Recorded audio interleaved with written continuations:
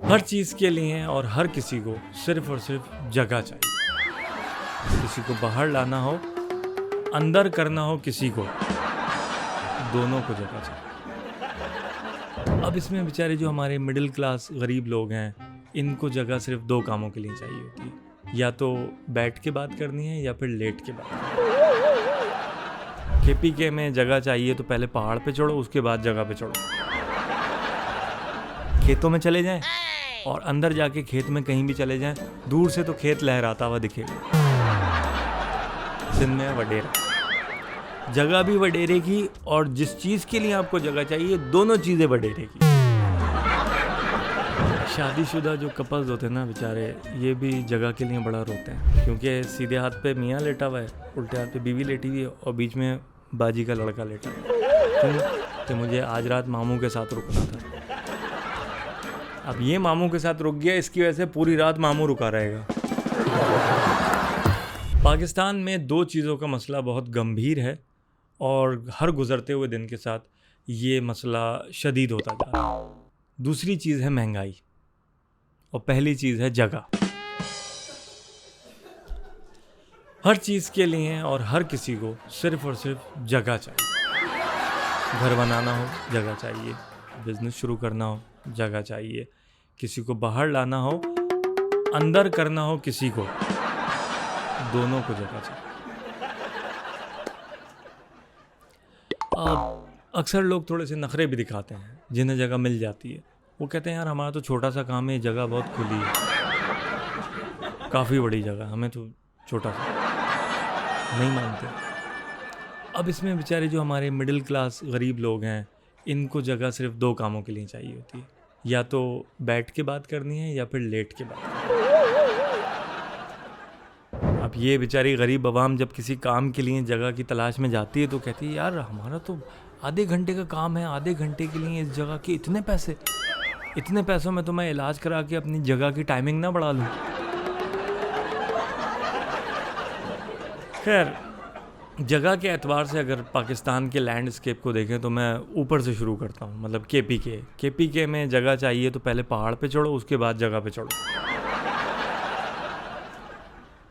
वहाँ से अब आते हैं पंजाब, हरा भरा पंजाब, हमारा और आपका पंजाब। खेत हैं, खेतों में चले जाएं और अंदर जाके खेत में कहीं भी चले जाएं, दूर से तो खेत लहराता हुआ दिखेगा।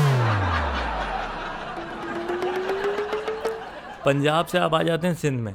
अच्छा, सिंध में ना पहाड़ी है ना खेत है, ठीक है, और आपको चाहिए जगह, तो सिंध में क्या है? सिंध में वडेरा, जगह भी वडेरे की, और जिस चीज़ के लिए आपको जगह चाहिए दोनों चीज़ें वडेरे की। अब यहाँ से आप जाते हैं बलूचिस्तान में पहाड़ भी हैं, खेत भी है, वडेरा भी है, आवाम नहीं है, खाली पड़ा है। बलूचिस्तान से आप आते हैं कराची में इंटरेस्टिंग सिचुएशन है। यहाँ सारा गेम फाइनल यहाँ जगह का फाइनल यहाँ हो रहा है। तो यहाँ पे पहाड़ तो नहीं है, पहाड़ी वाले हैं, खेत नहीं है, ज़मींदार हैं, वडेरा सिंध में है, वडेरे का बेटा कराची में है। और बलूचिस्तान में वैसे ही आवाम कम है, तो इसलिए कराची में भी बलूचिस्तान थोड़ा सा कम है, थोड़ा सा है, मिक्स एंड मैच।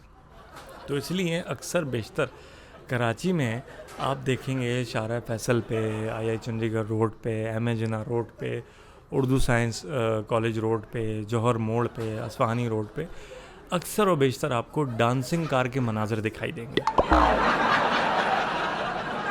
रात 8 बजे के बाद। ये डांसिंग कार तो इतनी ज़्यादा ट्रेंड में इन हो गई है कराची में कि सिंध गवर्नमेंट ने एक रोड ही इस काम के लिए डेडिकेट कर दिया। रोड का नाम है डालमिया रोड।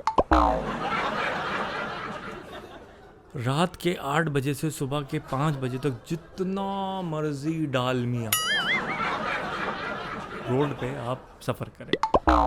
2 वे रोड है, खुली सड़क है, दबा के मंडे गाड़ी वहाँ पे। अच्छा, इस रोड के बारे में वैसे ही ना एक मिथ बना दिया है कि इस रोड पे ना वो चुड़ैल होती है। असल में चुड़ैल नहीं होती है, वो आप गाड़ी लेके आए हैं, आपने जिसको बुलाया है वो नहीं आई है, तो वो चुड़ैल है ना, क्योंकि अब डालमिया रोड है, आप अकेले हैं, एक हाथ में स्टीयरिंग और दूसरे हाथ में गोल्डन पर्ल का लोशन। चलती हुई बाइक पे यकीन करें मैंने कपल्स को देखा है, कभी स्लो कभी तेज़, कभी स्लो कभी तेज़। इस स्लो तेज़ में अक्सर बाइक निकल जाती है। कराची में आपने, मैं मतलब एक्सपीरियंस तजुर्बे के साथ आपको बता रहा हूँ, कराची में आपने कार्रवाई करनी हो या कार्रवाई डालनी हो, काम आती हैं गलियाँ। मुझे लगता है वो इंडियन सिंगर ने शायद कराची की गलियों से इंस्पायर होकर गाना लिखा था, गलियाँ गलियाँ तेरी गलियाँ। तो इन गलियों का कोड नेम भी है। हम आपस में ना कराची वाले इसको कहते हैं चांस वाली गली, क्योंकि चांस वाली गली में कुछ भी हो सकता है, कुछ भी हो सकता है। तो मैं पहले वाले कुछ भी हो सकता है कि जुगाड़ में लड़की के साथ गली में चला गया। गली में था सन्नाटा, ना कोई देखने वाला ना कोई रोकने वाला। बस इससे पहले कि कुछ होता, आ गई सामने 1 to 5 2 लोग बैठे हुए थे उस पर, शलवार कमीज़ घेरे वाली पहन के। पहले मैं घबराया, 2-3 सेकंड बाद लड़की भी थोड़ी घबरा गई। फिर वो मोटरसाइकिल पे बैठे हुए बंदे ने अपनी शलवार में हाथ डाल के मुझे बुलाया।